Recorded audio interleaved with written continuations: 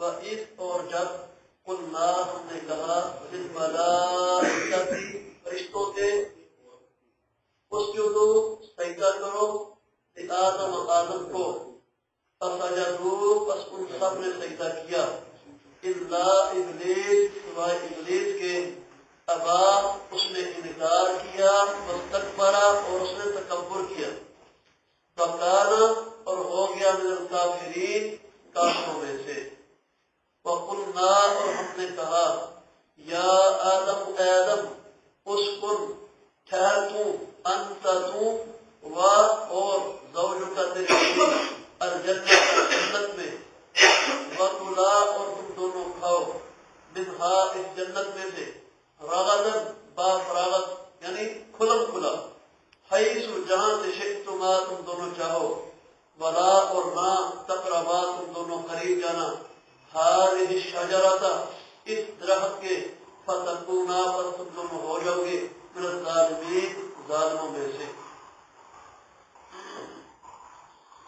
اس آیات مبارکہ کو آپ نے سماعت کیا ہے اللہ تعالیٰ نے جب آدم علیہ السلام سے فرشتوں کے سامنے ان چیزوں کے نام بتلوا لیے تو پھر اللہ نے فرشتوں کو حکم دیا کہ آدم کو سجدہ کرو اللہ رب العالمین جو ہے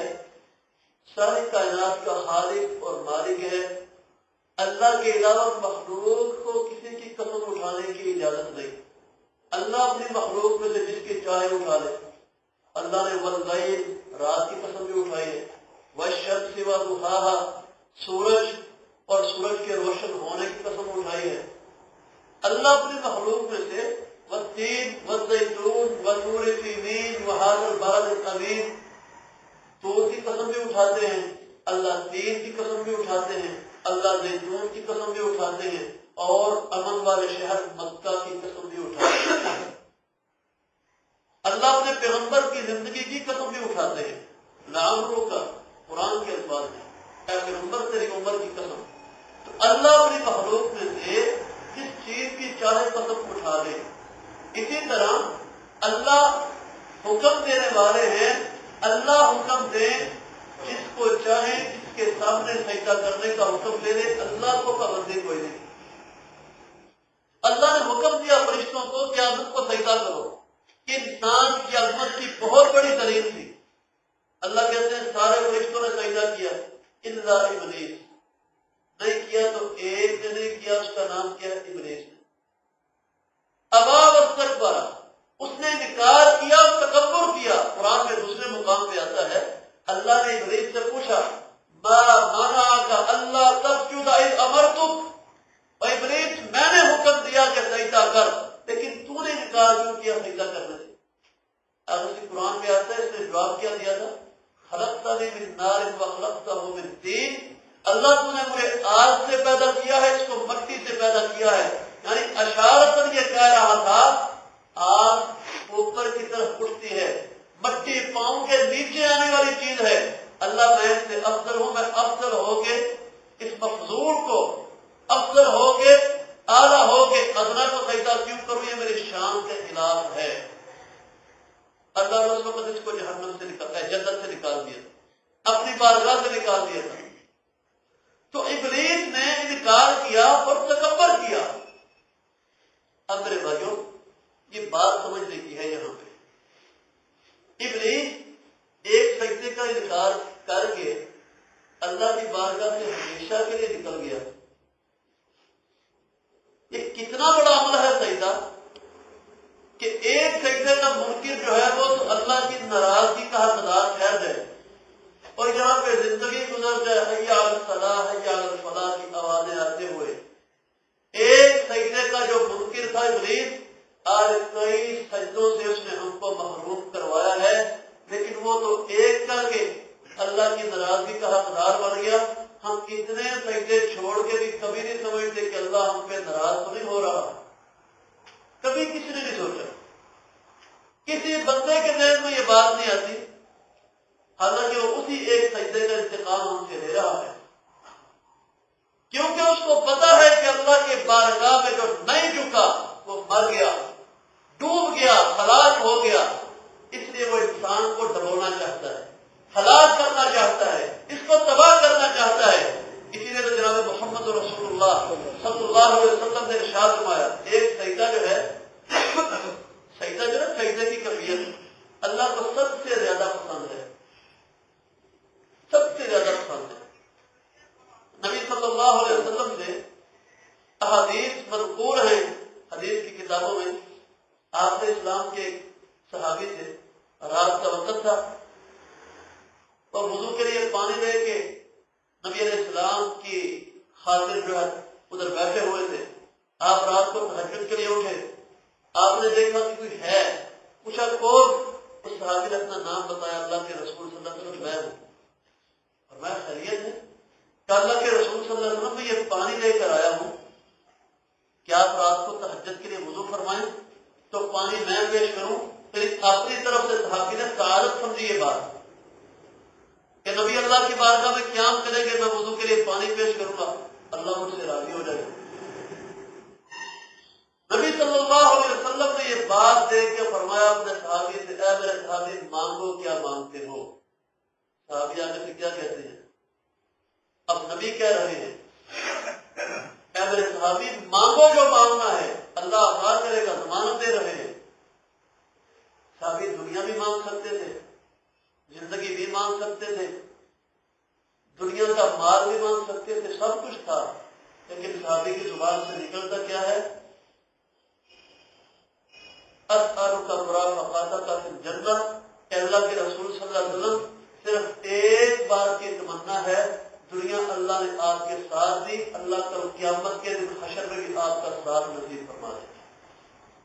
آپ نے کہا اب غیر ذالک، اس کے علاوہ کوئی تمنا ہو؟ صحابی نے پھر وہی بات دہرائی، آپ نے پھر کہا اب غیر ذالک، اس کے علاوہ کوئی تمنا ہو؟ صحابی نے پھر وہی بات ارشاد فرمائی۔ نبی علیہ السلام نے اس وقت کہا تھا فَأَعِنِّي عَلَىٰ نَفْسِكَ بِكَثْرَةِ السُّجُودِ، اے میرے صحابی اگر یہ مقام چاہتے ہو اللہ کا جنت میں تمہیں میرا ساتھ نصیب فرما دے، کثرت کے ساتھ سجدے کیا کرو۔ یہ عمل اللہ کو بہت پسند ہے۔ اگر اس سے بڑا کوئی عمل ہوتا ہے جو جنت میں نبی علیہ السلام کا ساتھ دینے میں مدد دے سکتا، آپ علیہ السلام اس کا نام لیتے، لیکن آپ نے سجدے کا نام لیا کہ سجدے کثرت کے ساتھ کرو۔ مطلب کیا تھا کہ اس کی بدولت اللہ تمہیں یہ منزل عطا فرما دے گی۔ اس لیے تو نبی صلی اللہ علیہ وسلم کی حدیث ایک اور بھی ہے، اقرب ما یکون العبد الی ربہ وہو ساجد فاکثروا فیہ الدعاء وقابلوا ان یستجاب لکم، اے لوگو سب سے زیادہ قریب بندہ اپنے رب کے تب ہوتا ہے جب اپنی پیشانی کو زمین پہ رکھ کے اللہ کے حضور سجدہ کرتا ہے۔ اور آج دنیا میں لوگ ہاتھ کسی کے سامنے جوڑ لیں گے، زبان سے معافی مانگ لیں گے، لیکن سر کسی کے سامنے کوئی جھکانا دوبارہ نہیں کرتا۔ سب سے زیادہ یہ جھکنے والی بات ہوتی ہے کہ بندہ کسی کے سامنے سر جھکا دے، اس سے بڑا مقام اور کوئی نہیں۔ تو اس سے بڑا عاجزی والا مقام کون سا ہے کہ انسان اپنا سب سے افضل ترین حصہ سر جو ہے، اپنا چہرہ یہ زمین پر رکھ کے اقرار کرتا ہے سبحانک اللہم ربنا وبحمدک اللہم اغفر لی، اللہ تو پاک ہے میں گناہگار ہوں، تعریفیں تیرے لیے ہی ہے، اے مالک مجھے معاف فرما دے۔ تو یہ اللہ کو حالت اتنی پسند آتی ہے، نبی علیہ السلام نے فرمایا کہ سجدہ اللہ کو بڑا پسند ہے، اس میں کثرت کے ساتھ دعائیں کیا کرو۔ ہو سکتا ہے اور فرمایا کہ قریب ہے کہ سجدے میں کی ہوئی دعائیں اللہ تمہاری ساری قبول فرما دے۔ ابن تیمیہ رحمۃ اللہ علیہ کے بارے میں سیرت کی کتابوں کے اندر لکھا ہوا ہے، ابن تیمیہ بہت بڑے محدث، بہت بڑے مفسر، بہت بڑے امام دنیا کے اندر گزرے۔ صرف ایک کتاب اس بندے کی بتاتا چلوں، انہوں نے ایک کتاب لکھی جس کا نام فتاوی لشیخ الامام ابن تیمیہ ہے، 36 جلدیں ہیں، جس حد تک موٹی جلد آپ کے سامنے یہ قرآن مقدس کی ہے، اتنی موٹی 36 جلدیں ہیں امام ابن تیمیہ کی ایک کتاب کی۔ بے شمار کتابیں لکھی، یہ اپنے شاگردوں کے درمیان بیٹھے ہوتے تھے، سجدے کی برکت بتانے لگا، اپنے شاگردوں کے درمیان بیٹھے ہوتے تو کوئی سوال ان سے ہوتا کہ پیچھے بھی بات کر چکا ہوں کہ فوق کل ذی علم علیم، ہر علم والے سے اوپر کوئی علم والا ہے، اور محمد رسول اللہ صلی اللہ علیہ وسلم سب سے علم والے ہیں۔ ان کو بھی اس بات کا حکم ہے کہ اللہ سے سوال کیجیے، رب کی زدنی علما، کامل علم اللہ کے سوا کسی کا نہیں۔ اللہ کی رہنمائی کی نبی کو بھی ضرورت ہے۔ ابن تیمیہ تو پھر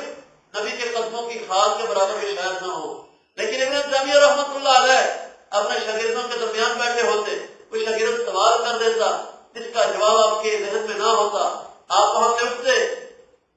اپنی جگہ سے، قبلے کی طرف منہ کر لیتے، اور قبلے کی طرف منہ کر کے آپ سجدے کے اندر پڑ جاتے،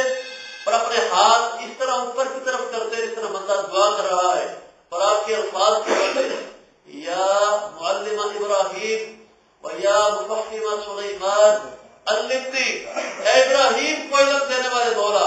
اے سلیمان کو جانوروں کی بولیاں سمجھا دینے والے مولا، یہ جو سوال مجھ سے ہوا ہے مجھے اس کی سمجھ عطا فرما دے۔ کثرت کے ساتھ یہ پڑھتے رہتے، کتابوں کے اندر لکھا اپنے تیمیہ اب سجدے سے اٹھتے کہتے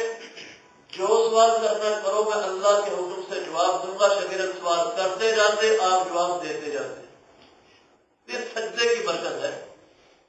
لیکن ایمان اتنا مضبوط ہونا چاہیے کہ سجدہ باقی اتنا بلند مقام کا ہے۔ میں ساری بات اس لیے بیان کر رہا ہوں، ابلیس نے سجدہ کرنے سے انکار کیا تھا، آج وہ سجدوں سے ہم کو اتنا دور کر رہا ہے کہ اللہ کے آگے سجدہ نہیں، لیکن وہ ایک سجدہ جسے تم گراں سمجھتا تھا دیتا ہے تجھ کو 1000 سجدوں سے نجات، اس ایک سجدے کو چھوڑ کے اللہ کے سامنے جو ہوتا ہے، ہم نے کئیوں کے آگے جھکنا گوارا کر لیا لیکن ایک اللہ کے آگے جھکنا گوارا نہیں کیا۔ نبی علیہ السلام نے اس لیے فرمایا بندہ جب قرآن پڑھتا ہے، قرآن پڑھتے ہوئے سجدہ تلاوت آتا ہے، جہاں پہ قرآن میں آتا ہے نا سجدہ تلاوت کرتے کرتے سجدہ لکھا ہوتا ہے، بندہ سجدہ کرتا ہے، فرمایا جب وہ بندہ سجدہ کرتا ہے نا تو شیطان کو اتنی تکلیف ہوتی ہے کہ وہ اپنے سر پہ مٹی ڈالتا ہے، یکسو علی راسہ التراب، اپنے سر کے اوپر چلو بھر بھر کے مٹی ڈالتا ہے، اور کہتا کیا ہے یا ویلتا، ہائے افسوس مجھ پہ، ابن آدم کو سجدے کا حکم ہوا اس نے سجدہ کر لیا، کامیاب ہو گیا، برے سجدے کا حکم ہوا میں نے نہ کیا، میں ناکام ہو گیا۔ وہ سمجھتا ہے جس نے سجدہ کر لیا وہ کامیاب ہے۔ تو میرے بھائیوں، اللہ کی بارگاہ سے لعنت کی اس وجہ سے بنا تھا، اس نے سجدے سے نکال دیا تھا۔ تو اللہ یہ سبق سمجھا رہے ہیں، اے انسان دیکھ لو کہ رب کی بارگاہ میں خود نہ جھکا، آج تم نہیں جھک رہے، سوچو تو صحیح وہ تمہارا دوست کیسے ہو سکتا ہے جو تمہیں اللہ کی عبادت سے دور کر رہا ہے؟ تو اللہ کہتے ہیں وَقَالَ مِنَ الْكَافِرِينَ، یہ انکار کر کے کافروں میں سے ہوا، وَقُلْنَا يَا آدَمُ اسْكُنْ أَنْتَ وَزَوْجُكَ الْجَنَّةَ، اللہ فرماتے ہیں ہم نے کہا آدم تم اور تیری بیوی جو ہے جنت کے اندر ٹھہرو، وَكُلَا مِنْهَا رَغَدًا حَيْثُ شِئْتُمَا، جہاں سے چاہو کھاؤ پیو، وَلَا تَقْرَبَا هَٰذِهِ الشَّجَرَةَ، اس درخت کے قریب نہیں جانا۔ اب یہاں پہ عجیب حالت ہے، لکھنے والے لکھ دیتے ہیں جی درخت کون سا تھا؟ گندم کا درخت تھا۔ اللہ گندم کا درخت میرا خیال ہے کبھی آپ نے دیکھا تھا؟ ہاں، ایک مرتبہ کی بات ہے کہ مجھے یاد پڑتا ہے، ہمارے کچھ امیر آئے تھے کراچی سے، وہ کہتے ہیں آ کے ہم نے گندم کا درخت کبھی نہیں دیکھا، وہ درخت دکھا دیجیے۔ ہم نے کہا ٹھیک ہے دکھا دیتے۔ وہ بات جگہ گئے کہتے ہیں اچھا یہ درخت بس اتنا صحیح ہوتا ہے، انہوں نے کبھی نہیں دیکھا، لیکن دنیا میں درخت گندم کا کبھی نہیں ہوا۔ تو عجیب بات ہے کہ ہمارے یہاں پہ لوگ تفسیری اقوال کے پیچھے چل پڑتے ہیں، وہ کہتے ہیں وہ درخت کس چیز کا تھا؟ گندم کا درخت تھا۔ حالانکہ میرے بھائیوں اللہ تعالیٰ نے اس کا نام نہیں دیا، اس بات میں پڑھنے کی ضرورت کیا ہے؟ ہاں تھا ایک درخت، کون سا تھا اللہ کو معلوم ہے، اللہ نے منع کر دیا، اللہ نے کہا اس کے قریب نہیں جانا، فَتَكُونَ مِنَ الظَّالِمِينَ، ظالموں میں سے ہو جاؤ گے۔ لیکن آگے پڑھیں گے آپ، آدم علیہ السلام سے غلطی ہوئی، یہ شیطان نے اپنا بدلہ لیا اپنی ذلت کا، اور کس انداز میں لیا؟ آدم علیہ السلام کو کیا سزا بھگتنی پڑی؟ اللہ نے توفیق دی، انشاءاللہ اگلی آیات میں پڑھیں گے۔ اللہ اپنی بارگاہ میں ہی سجدہ کرنے کی توفیق نصیب فرمائے۔ آمین۔ وَإِذْ قُلْنَا، اور جب ہم نے کہا لِلْمَلَائِكَةِ، فرشتوں سے، اسجدوا آدم کو فسجدوا پس ان سب نے سجدہ کیا الا ابلیس سوائے ابلیس کے ابا اس نے انکار کیا واستکبر اور تکبر کیا فکان اور ہو گیا من الکافرین کافروں میں سے وقلنا اور ہم نے کہا یا آدم اسکن اے آدم ٹھہر تو انت تو وزوجک اور تیری بیوی الجنت جنت میں وکلا اور تم دونوں کھاؤ منہا اس جنت میں سے فراغتن با فراغت حیث شئتما جہاں سے تم دونوں چاہو ولا تقربا اور نہ تم دونوں قریب جانا هذه الشجرہ اس طرح کے فتکونا پس تم دونوں ہو جاؤ گے من الظالمین ظالموں میں سے